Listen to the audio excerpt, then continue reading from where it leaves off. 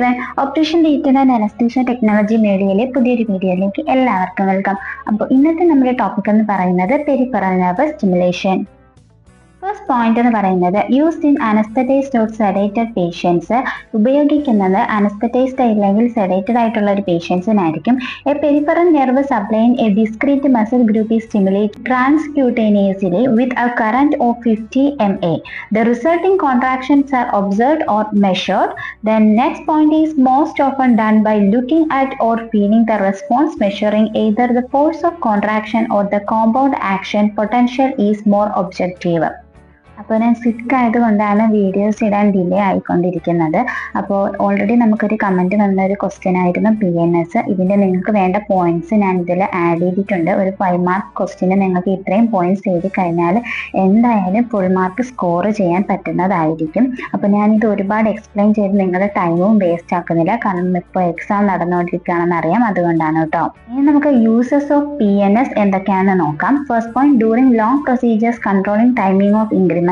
Second one, adjust the rate of infusion of muscle relaxants to prevent sudden movement. Third one, important during surgeries using microscope, example neurosurgery. Then fourth one, plan reversal of residual neuromuscular block to ensure adequate respiratory muscle function. Then differentiate between apnea due to prolonged action of dexmedetomidine. The next point എന്ന് പറയുന്നത് help to distinguish between residual neuromuscular block and opioid overdose as a cause of inadequate ventilation post-operatively. Then former will show reduced or absent response to stimulation, later a normal response. ഇതിൽ എന്തെങ്കിലും doubts നിങ്ങൾക്കുണ്ടെങ്കിൽ അത് ചോദിക്കാം കേട്ടോ. അത് ഞാൻ maximum പറഞ്ഞുതരാൻ ശ്രമിക്കുന്നതായിരിക്കും. നിങ്ങൾക്കിപ്പോൾ exam നടക്കുന്നത് കൊണ്ട് തന്നെ ഒത്തിരി നേരം ഈ ക്ലാസ് കണ്ടുകൊണ്ടിരിക്കാൻ പറ്റില്ല, ഒരുപാട് കാര്യങ്ങൾ പഠിക്കാൻ വേറെയും ഉണ്ട്. അതുകൊണ്ടാണ് ജസ്റ്റ് ഞാൻ ഈ പോയിന്റ്സ് എല്ലാം വായിച്ചു പോകുന്നത്.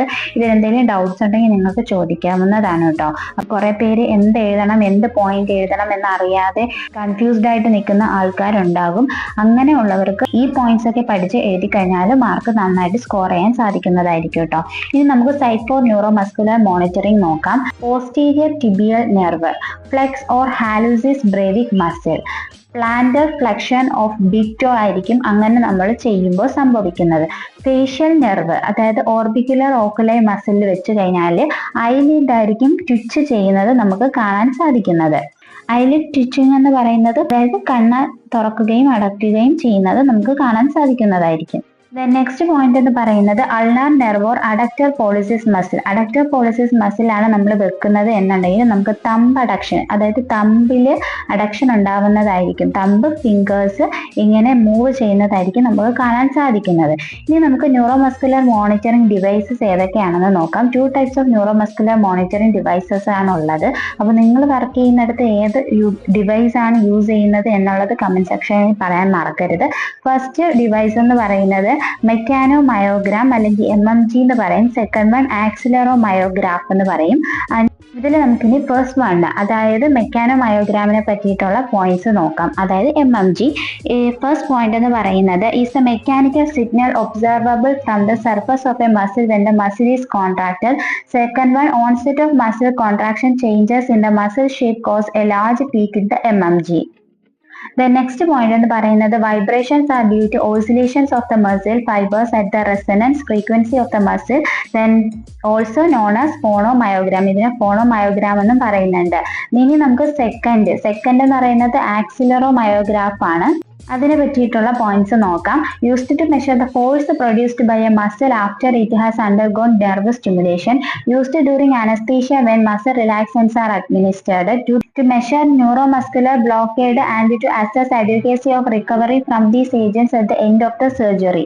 ഇത് ജസ്റ്റ് ഒരു സ്കെച്ച് ഡയഗ്രാം ആണ്. അതായത് ഞാൻ എക്സാമിന് പഠിച്ച സമയത്ത് വരച്ചിരുന്ന ഒരു സ്കെച്ച് ഡയഗ്രാം ആണ്. നിങ്ങൾ ഇതുപോലെ വരയ്ക്കണമെന്നൊന്നുമില്ല. അതേപോലെ തന്നെ ഗൂഗിളിൽ നോക്കിക്കഴിഞ്ഞാൽ നല്ല രീതിയിലുള്ള സ്കെച്ച് ഡയഗ്രാംസ് കിട്ടും. ജസ്റ്റ് ഒരു നിങ്ങൾക്കിപ്പോൾ എക്സാമിന് ഒരു വഴിയും ഇല്ല എന്നുണ്ടെങ്കിൽ, ഇതിനെപ്പറ്റി ഒന്നും അറിയില്ല എന്നുണ്ടെങ്കിൽ ഈ ഡയഗ്രാം എങ്കിലും ജസ്റ്റ് ഒന്ന് പഠിച്ചു വെച്ചിട്ട് പോവുക. അല്ലെങ്കിൽ നിങ്ങൾ യൂസ് ചെയ്യുന്ന എയർവോ സ്റ്റിമുലേറ്റർ ഡിവൈസ് അവിടെ ഉണ്ടല്ലോ, അതെടുത്ത് നോക്കുക. അതിൽ എന്തൊക്കെയാണ് എഴുതിയിട്ടുള്ളത് എന്നതുള്ളത് നോക്കുക. ഇത് ഞാൻ പഠിച്ച സമയത്തുള്ള എൻ്റെ ബുക്കിൽ നിന്നുള്ള ഒരു ഫോട്ടോ ഞാൻ ജസ്റ്റ് നിങ്ങൾക്ക് സ്കെച്ച് ഡയഗ്രാം കാണിക്കാൻ വേണ്ടിയിട്ട് മാത്രമായിട്ട് എടുത്തിട്ടുള്ളതാണ്.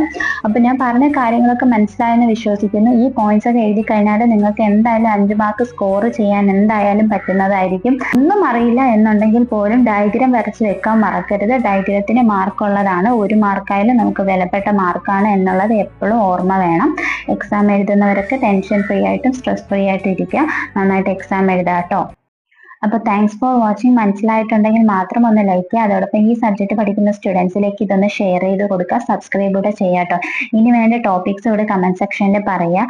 ഞാൻ സിക്കാണ്, അതുകൊണ്ടാണ് ഡിലേ ആകുന്നത് വീഡിയോ. എന്നാലും മാക്സിമം ഞാൻ വീഡിയോസ് അപ്ഡേറ്റ് ചെയ്യാൻ ശ്രമിക്കുന്നതായിരിക്കും കേട്ടോ. അപ്പോൾ നെക്സ്റ്റ് വീഡിയോ ആയിട്ട് നമുക്ക് ഉടനെ തന്നെ കാണാം. അതുവരേക്കും ഓക്കെ, ബൈ, താങ്ക് യു.